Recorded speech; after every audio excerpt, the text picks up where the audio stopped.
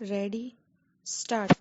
At the outset, I wish to clarify that the bill does not seek to impose a new or fresh cess, much less a cess at a higher rate than what is already in force.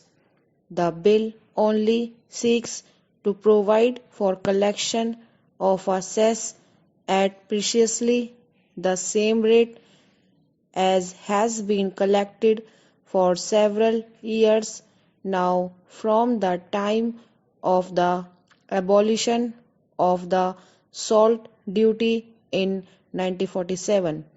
The levy of a charge on the salt manufactured in private and in central government salt factories at the rates now in force was decided upon in 1947, and a notification under Rule 37 of the Central Excise and Salt Act was promulgated simultaneously with the abolition of the salt duty. The abolition of the salt duty, a step of historic importance, is fresh in the minds of all of us. I need not recall to the minds of honorable member the very great importance that was very rightly attached, if I may say so, during our freedom struggle to the issue of the abolition of the salt duty. The move for such abolition entered an important and dramatic place in 1931 when Mahatma Gandhi launched the Satyagraha movement and embarked on the Dandi March. The non-violent struggle ended successfully with the signing of the Gandhi-Irvin Pact, which permitted certain relaxations on the collection and manufacture of salt by local residents in village and immediately adjoining areas where salt could be made. It was, however, only after our national leaders assumed office in 1996 that it was possible finally to abolish the salt duty on 1st April 1997, much after independence. It was decided then that salt would not be used as it was until then as a major source of revenue. At the time the step to abolish the salt duty was taken, the government considered the matter fully and decided that it was necessary to have an organization which should not only regulate the production of salt in India but also concentrate on improving the quality, increase the production, and in short, developing the salt industry in a comprehensive and planned way.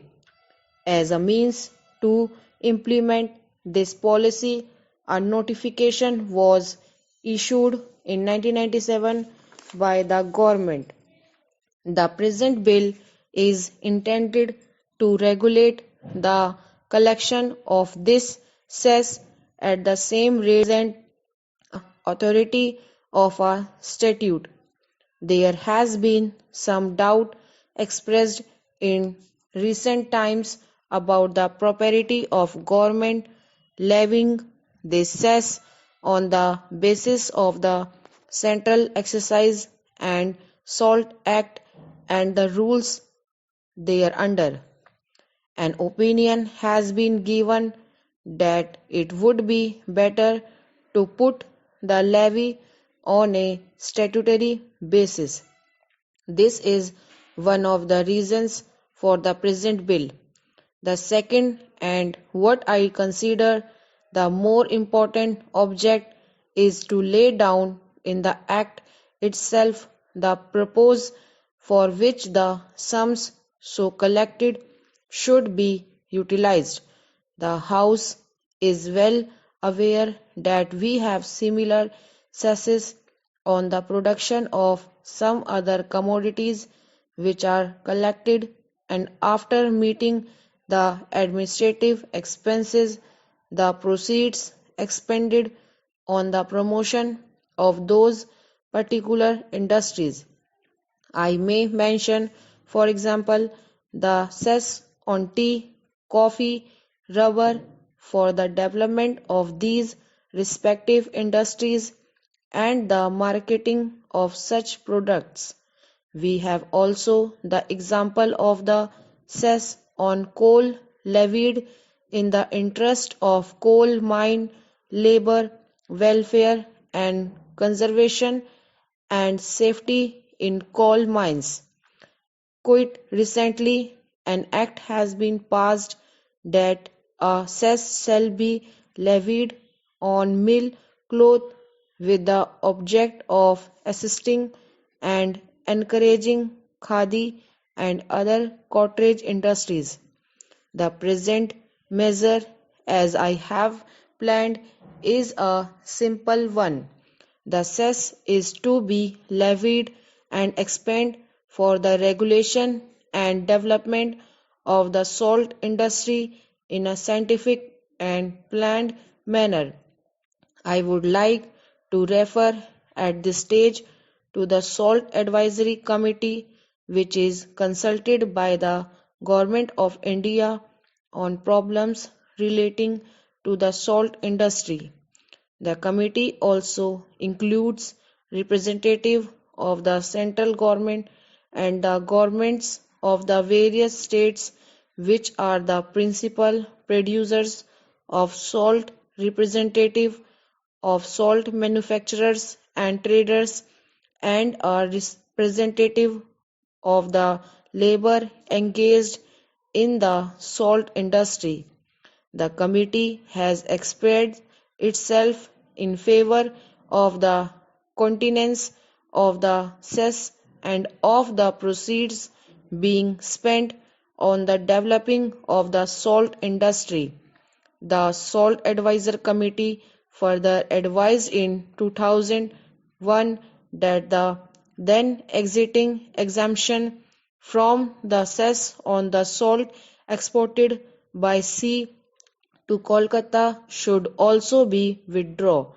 After their advice was acted upon by the government with fact from February 2002, all salt produced by the licensed manufacturers of salt in India has been subjected to the levy of the cess. Stop.